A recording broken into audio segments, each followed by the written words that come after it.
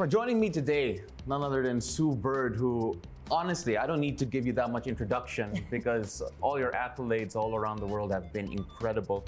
Olympics, World Championships, WNBA championships. We'll talk about whether or not it's a World Championship or NBA Championship. That's a whole discussion. Yeah. But first of all, thank you very much for being here and doing this. A lot of news has been made by the fact that you're now a 2026 FIBA Women's World Cup ambassador, helping grow the game. You can never leave basketball, can you? Why would I?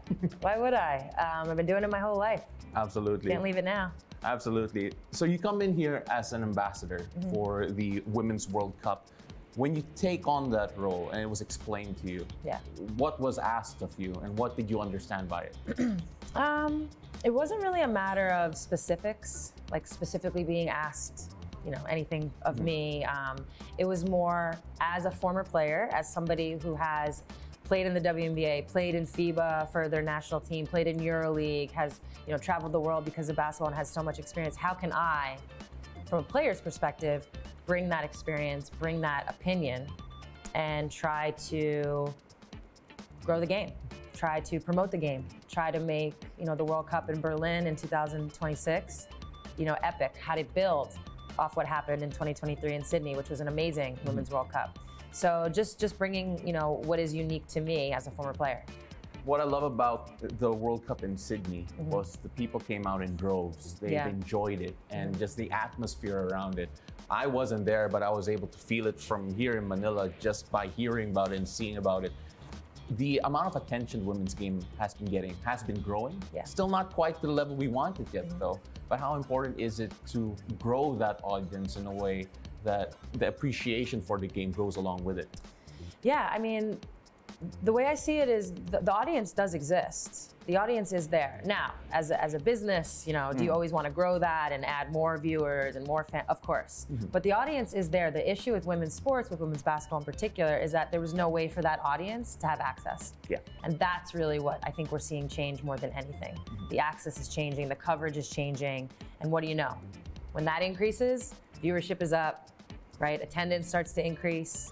Again, we can talk about Sydney in the World Cup last year, 2023.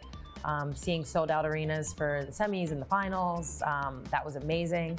And I like to talk about my former teammate Lauren Jackson and her story in that moment. Coming back after being out of basketball for 10 years, what an incredible story. There are stories like that everywhere. We just haven't had a chance to tell them. There hasn't been the platforms to tell them. But now we have those, and again, that's why I think you're seeing the increase. I love hearing stories like that, especially for the women athletes who aren't able to commit to the game as much as they want to for whatever circumstance in life.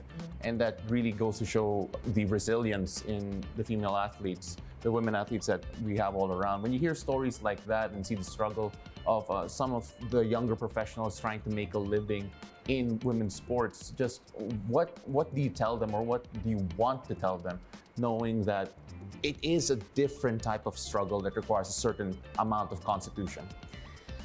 Well, I can go either a couple ways on this one. I do think that the life and the journey of a woman's athlete, obviously I can speak to basketball better than anything, is there's struggles in terms of you have to take care of your body, you have to be on top of your game, you have to have the right resources to do that, it's this simple, to be healthy.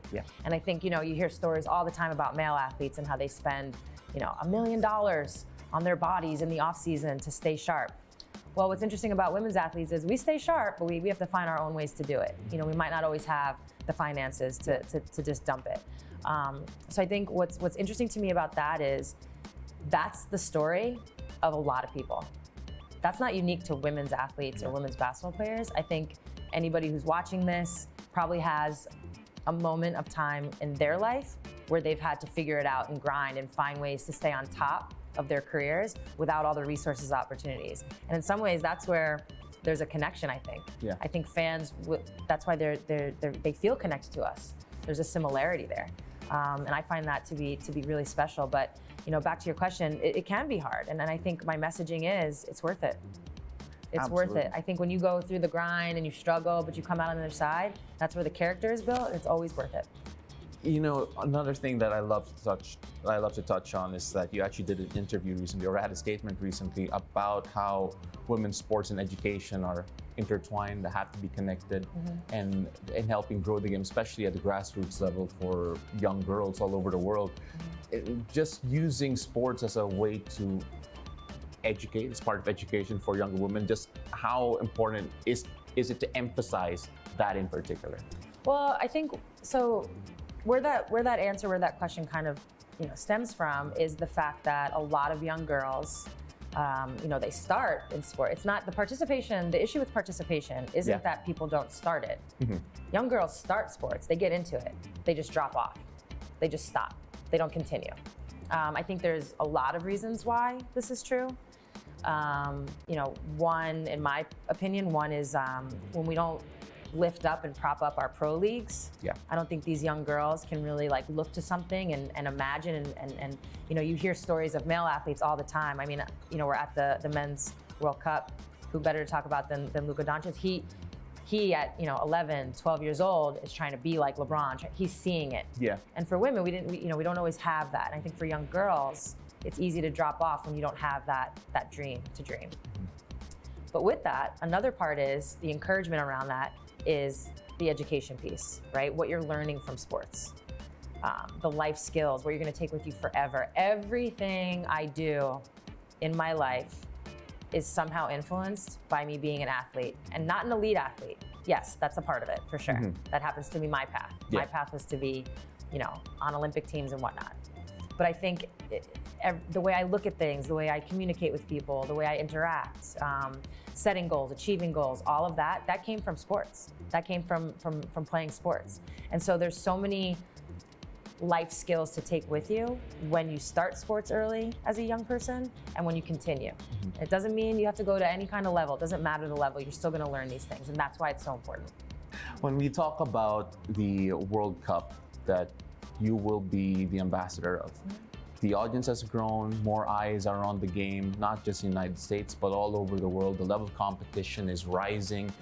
The game looks like it's growing at a great pace, but how important is it, especially at this moment, to make sure that we actually put in the investment, all the stakeholders, whether it be the audience, whether it be the players and everyone involved, to make sure that this period of growth is successful and sustainable enough for the women's game to grow even further?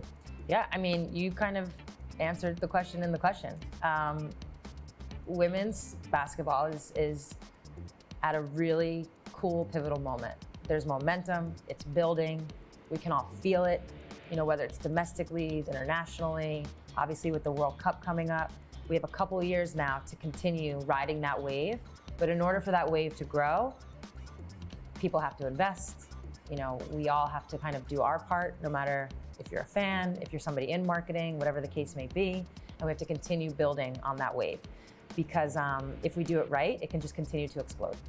So I really appreciate you. The time here talking to you is really a privilege, and everything you said actually does echo to a lot of the Filipino youth we have here at home, trying to learn the game, grow the game. All the young ladies out there who want to grow up to be like you because they now see you. Really appreciate you. Thank you. Thank you. Appreciate it.